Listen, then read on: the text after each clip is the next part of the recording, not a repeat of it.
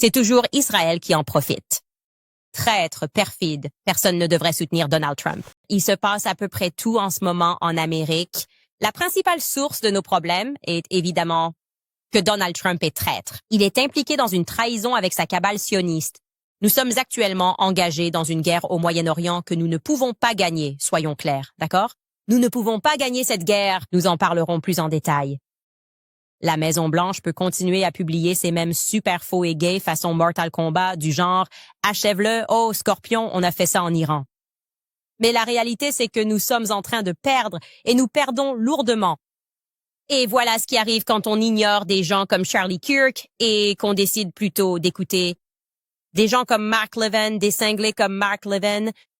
De plus, il semblerait que Trump ait permis à la bande de cinglés que compte Mark Levin de s'en prendre à Tucker Carlson. Ils veulent l'emprisonner. Ils sont explicites dans leur demande. Et il vient de révéler que la CIA l'espionnait. Cool. Cela signifie donc que nous sommes fondamentalement au bord d'une guerre civile qui s'ajoute à la guerre mondiale. Et tout cela aurait pu être évité si Donald Trump avait écouté Charlie Kirk. Bienvenue à nouveau chez Candace. On devrait probablement jeter un œil sur le crétin de Trump. Parlons de la guerre dans laquelle nous sommes actuellement engagés parce que c'est lui qui a lancé cette guerre sur des vibes sionistes. Non, c'était une guerre sur des vibes sionistes. Il n'y avait en réalité aucune stratégie en place à part continuer à mentir et à se bercer d'illusions. Et quelque chose à propos d'une génisse rousse. Je crois qu'il y a des génisses rousses et un messie impliqué. Donc on se lance sur des vibes sionistes et quelques vaches rousses, d'accord? Et ça a été un désastre. Ça a été un désastre total à tel point que Trump va maintenant demander à d'autres pays d'intervenir et de l'aider. Grosse énergie Ben Shapiro, non? J'ai cherché la bagarre, mais mon papa a de l'argent. Bibi a de l'argent et du chantage. Ah, tu cherches la bagarre et tu n'es pas capable de la finir.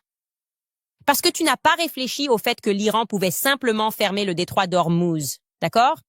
Maintenant, au cas où vous ne seriez pas au courant de l'importance de cette bande d'eau d'environ 160 kilomètres, vous devez savoir qu'environ 25% du pétrole liquide mondial transite par ce minuscule point d'étranglement, d'accord? Je vais vous montrer ça sur une carte. Et l'Iran dit simplement, on va fermer ça parce qu'on le peut. Regardez cette carte juste pour que vous compreniez.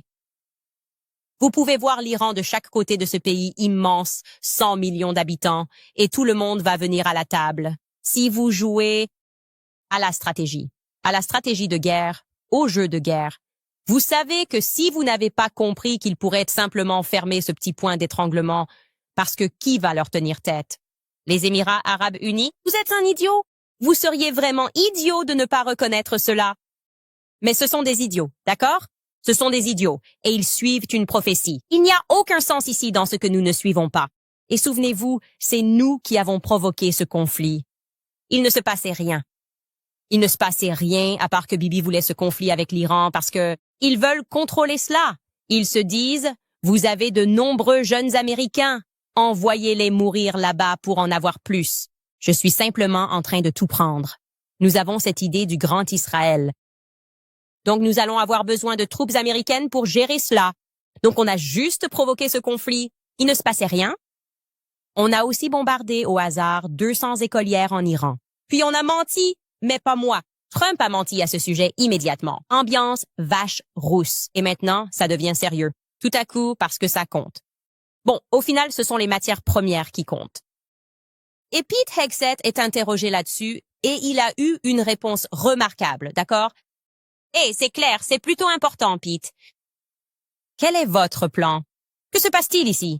Ils disent qu'ils mettent un terme à tout ça, Pete, avec une compréhension très intellectuelle de la façon dont nous en sommes arrivés là et de ce que nous pouvons faire à l'avenir.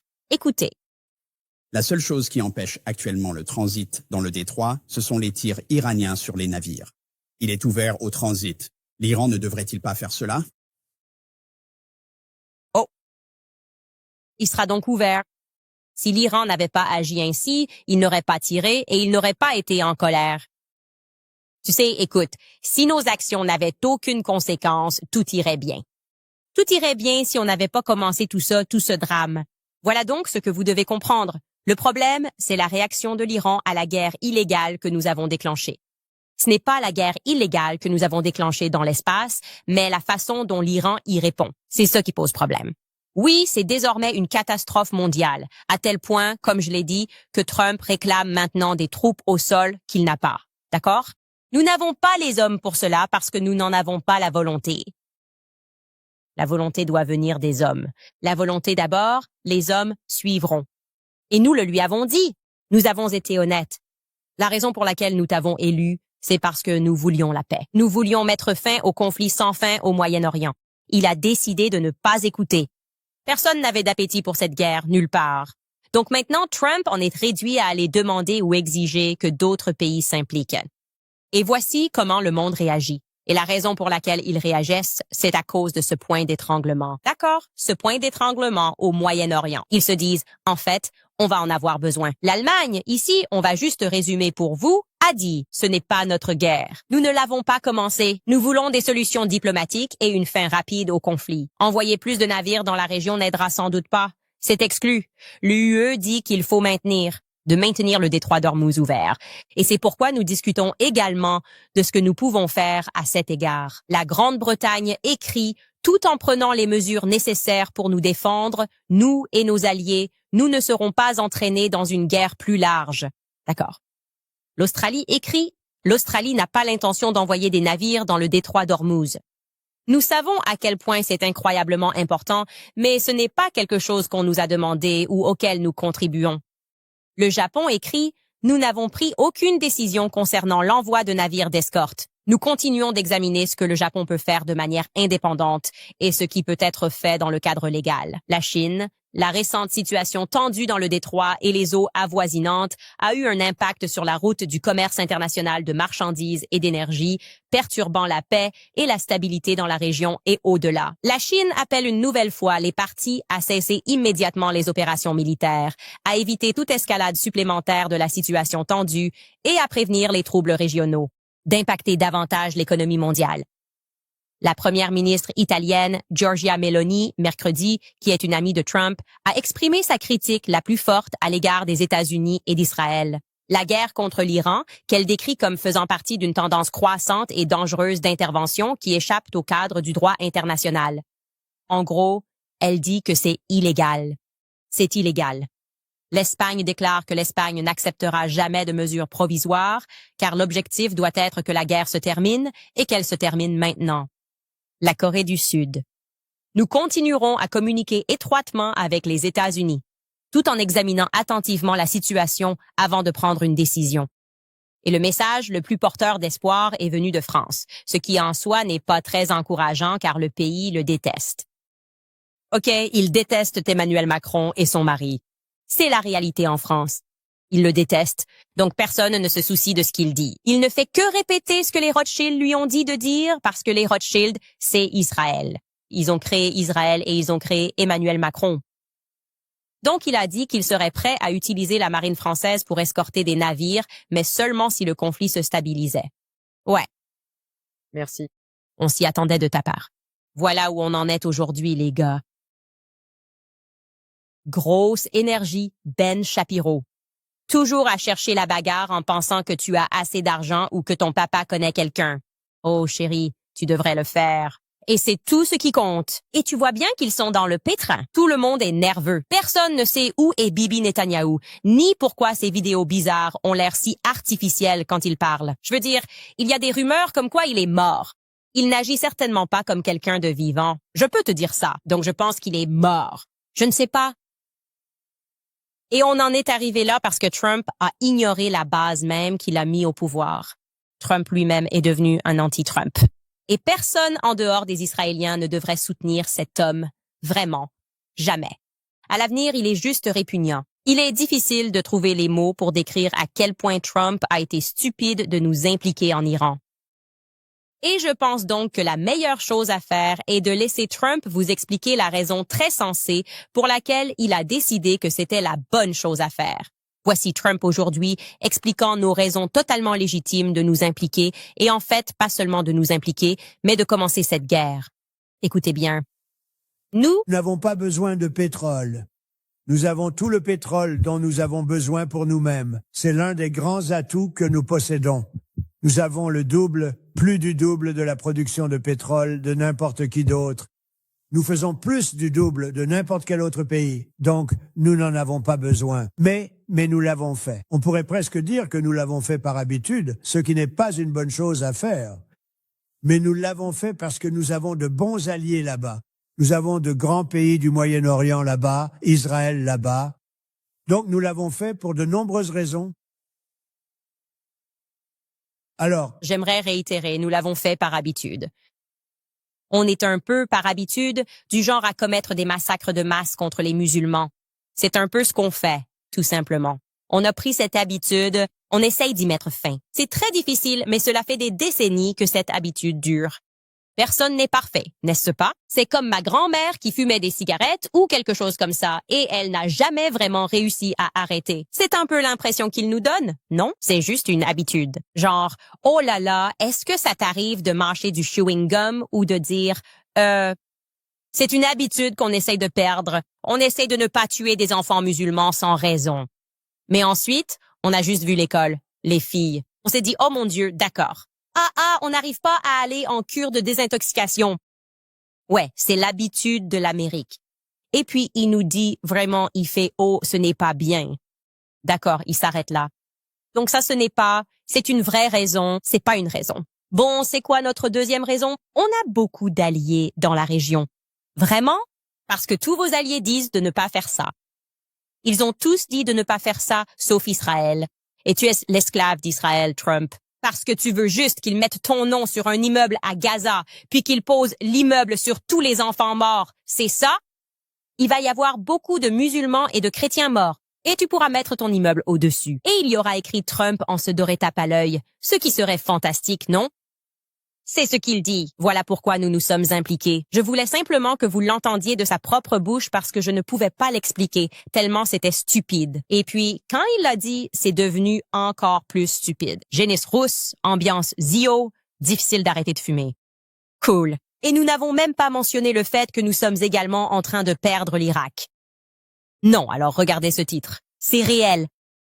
États-Unis exhorte ses citoyens à quitter l'Irak après une attaque contre l'ambassade à Bagdad, car des responsables de la sécurité affirment que le complexe de l'ambassade a été touché par un drone après que des frappes ont tué 3 membres du Katib Hezbollah soutenu par l'Iran et auraient blessé son chef. Donc, juste pour que vous compreniez, c'est la plus grande ambassade du monde. Je ne veux pas que vous pensiez que c'est comme si vous marchiez dans les rues de DC et que vous vous dites « Oh, voilà l'ambassade du Qatar ». Non, non, non, non, non, non. C'est plus grand que la cité du Vatican. C'est en gros une ville américaine qui se trouve au milieu de Bagdad. OK, et elle est en train de se faire frapper. Et Trump dit « Vous reculez, évacuez ». Et les gars, on va perdre. On est déjà en train de perdre. Et c'est parce qu'on n'arrive pas à se débarrasser de cette habitude de tuer des musulmans sans raison. Parce qu'Israël le dit, parce qu'ils veulent voler leurs ressources. On est juste habitué.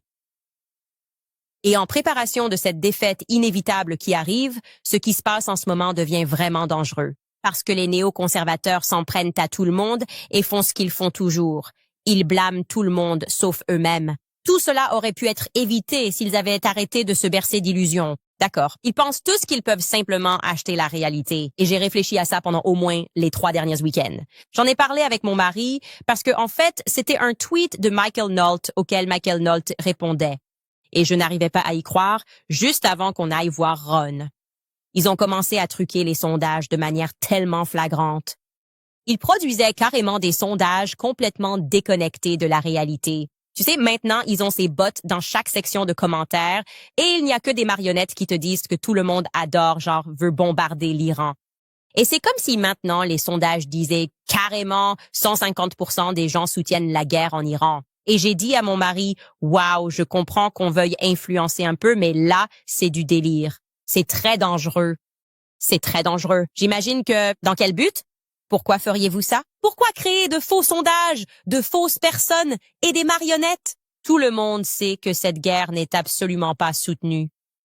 Et mon mari m'a rappelé que Jordan Peterson disait qu'on ne peut tordre la réalité que pendant un certain temps avant qu'elle ne revienne en force.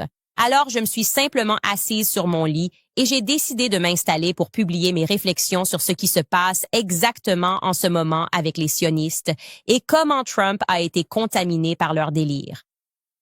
Et c'est parce qu'ils essayaient vraiment d'appliquer une stratégie du « fais semblant jusqu'à ce que ça marche » avec la guerre. Faire semblant jusqu'à ce que ça marche. Personne ne soutient ça. Personne ne va dire « on va juste faire semblant jusqu'à ce que ça marche ». Une fois les bombes lancées, on avisera. Jordan Peterson a dit « on ne peut tordre la réalité sans qu'elle ne revienne en force ».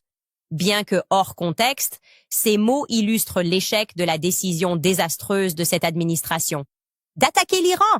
Au cours des 3 dernières années, en particulier, nous avons vu les sionistes tordre la trame de la réalité. Ils ont acheté des vues, des influenceurs et des journalistes. Ils ont activé des millions de bots en ligne. Ils sont même allés jusqu'à organiser une prise de contrôle ouverte de TikTok lorsqu'ils se sont indignés que la jeunesse soit solidaire de la Palestine. Avec un budget apparemment illimité, ils ont frénétiquement banni des comptes, fait passer des lois sur la liberté d'expression, pour finalement découvrir qu'aucune de ces actions ne constitue un véritable pouvoir. Ce sont des mesures prises quand le régime s'effondre. Quand le pouvoir est sur le point de s'effondrer, car si les bots peuvent atterrir dans chaque section de commentaires sur les réseaux sociaux, ils ne peuvent pas faire atterrir des avions au Moyen-Orient. Les bots ne peuvent pas poser leurs bots sur le terrain et livrer une opération. Il faut toujours des humains pour cela. Qu'ils ont banni, bloqué et sali pendant la majeure partie des 3 dernières années. Peu importe combien d'articles Very Wise publie ou combien de monologues Mark Levin bafouille, l'immense majorité des gens dans le monde sentent que Charlie Kirk a été assassiné pour s'être opposé à cette guerre et que les mains d'Israël ne sont pas propres dans cette histoire. L'assassinat de Charlie Kirk et la réponse de Netanyahou à cet événement ont eu des conséquences pour Israël. Il y avait un principe fondamental selon lequel les magiciens ne devraient jamais croire en leur propre magie. Il est important de faire la distinction entre l'illusion et la réalité. Ce n'était pas la magie qui maintenait la place d'Israël dans le monde. C'était une réalité que des gens comme moi, comme Tucker Carlson et Megyn Kelly, aussi ignorants que nous ayons pu l'être dans nos premières analyses, avons un jour sincèrement soutenu Israël et pensé que le sionisme était une position morale à adopter. Nous nous sommes peut-être trompés, mais nous étions nombreux. Plus important encore, le peuple américain dans son ensemble croyait en l'innocence et l'amitié d'Israël et était donc prêt à mourir à l'étranger pour la défendre. Toute cette bonne volonté s'est désormais évaporée et cela s'est produit pratiquement du jour au lendemain. Et dans leur pure arrogance, au lieu de travailler réellement à restaurer les relations, les sionistes continuent d'utiliser des tactiques de calomnie, de tromperie, de guerre juridique et, oui, de meurtre pour imposer leur point de vue. Ils ne semblent plus capables de faire la distinction entre l'illusion et la réalité. Ils ont eu tort de croire qu'avec assez d'argent, ils achèteraient la vérité. Les sionistes sont leurs propres ennemis en ce moment. Plus personne ne les croit et il n'y a aucune raison de le faire. Les appels à, je cite, « poursuivre Tucker Carlson » ou à ruiner Candace Owens sont perçus par le public exactement pour ce qu'ils sont. Des exigences enragées et irréfléchies lancées depuis un bunker, généralement juste avant la chute d'un empire. Ou juste avant. La réalité reprend ses droits. C'est mon opinion honnête sur ce que nous voyons. Ils achètent des choses depuis tellement longtemps que, comme pour l'économie en ligne, je les ai vus dire, par exemple, ils vont dire des choses comme « Mark Levin est un podcast de premier plan ». Ils achètent ces classements grâce à la publicité. C'est faux, les chiffres ne sont pas réels. En fait, il vient d'être annoncé que si vous regardez maintenant, Joe Rogan et moi sommes à égalité à 3. Avec un autre podcast parmi les podcasts les plus populaires. Sur Apple, on vous dira que tout le monde adore, comme Mark Levin et les gens de Bench. C'est faux. Ça ne peut plus durer. Donc la question est, qu'est-ce qui va leur arriver maintenant qu'ils se rendent compte qu'ils ont tout gâché? N'est-ce pas? Ils ont tout gâché. Ça ne va pas marcher. Ils n'obtiendront pas ce qu'ils veulent. Et tout le monde comprend vraiment qu'ils sont fous. Eh bien, ils vont commencer à exiger que des gens soient arrêtés, n'est-ce pas? Parce que si vous êtes capable de vous illusionner à ce point, d'être arrivé jusque-là, cela signifie que vous êtes probablement assez fou pour continuer à vous battre, pour vous accrocher à vos illusions. Tu ne veux pas te réveiller à la réalité, ce qui nous amène à leurs revendications actuelles, à savoir que Tucker Carlson soit arrêté. Pourquoi? Parce qu'il a essayé d'empêcher cette guerre dès le départ. Parce que Tucker Carlson a réellement écouté le peuple américain et a correctement évalué que ce ne serait pas une opération militaire de 3 jours. Attrapez-les, oui, Maison Blanche, filles, Power Woo, Power Rangers, allez, Power Rangers. C'est ce qu'ils publient sur les réseaux sociaux. Ils pensent qu'on est aussi stupides qu'ils allaient renverser l'Iran. On parle quand même de la Perse. C'est comme la Perse historique. Tout allait se régler avec quelques mèmes sympas.